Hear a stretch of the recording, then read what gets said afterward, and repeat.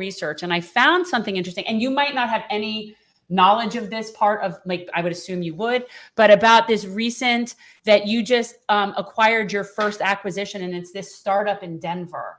And that really interests me because I went to school there. And so I have love for that. And it just sounded really interesting. And I was hoping you could explain it about what that is and how you're using it to track carbon footprint.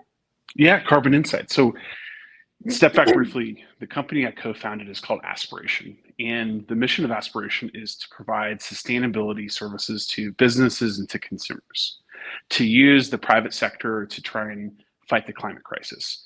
Fully recognizing, I want to be ultra clear about this, we cannot defeat the climate crisis only through the private sector. That is absolutely not possible. We have to have big, bold government action. But that doesn't mean that there also isn't a meaningful role for private sector actors to contribute. In fact, I would go as far as saying this: if the private sector can only be about cutting down trees, and planting trees can only be the realm of the nonprofit world, we're fucked. What we need to do is have big, bold government action and show business that a better way of making money is planting trees than cutting down trees. For centuries, people have made wealth off of exploiting the planet. And I think we need to be practical enough and say, it's not just okay, it would be good if we could show people how to make wealth by saving the planet.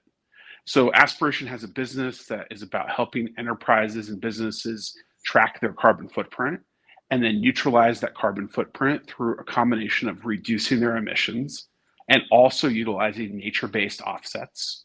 And we also have a consumer business where we deliver debit cards and credit cards and everyday financial products that you have to get through life in a modern economy, but that are differentiated by having climate features embedded in them, so that every time you use your Aspiration card, we plant a tree and we offset the carbon footprint of your purchases. And we show you how the places where you spend money on your Aspiration card treat their workers and the environment.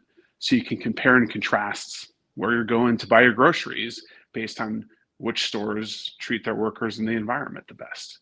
This recent acquisition we made of Carbon Insights is automating through more sophisticated software the ways that we can help our business clients track their carbon footprint and then ultimately eliminate that carbon footprint through a combination of gross reduction of their emissions as well as nature-based offsets.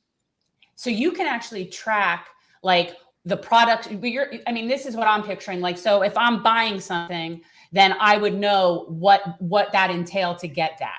Like I can look and say, what did this do? What was the travel? What was the, fossil fuels used to get this thing to me? So you're talking about people really being able to see the impact of what they're doing. Yes. That's really cool. Thanks. Yeah, no, But can you tell me what API is? What is API? What does that stand for? Well, API is kind of a technical jargon that simply means you have a software protocol that allows other applications to hook into your protocol. Okay, this is techno speak is what that is. It's not something that has to do with like the environment.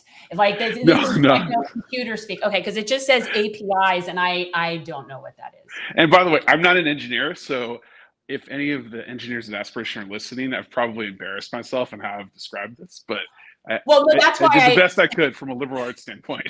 No, you were great, but that's why I was hesitant when I asked you, because you're not mentioned in this particular article. So I really didn't know like how much of the detail, but you actually explained it in a way that I understood, which is better.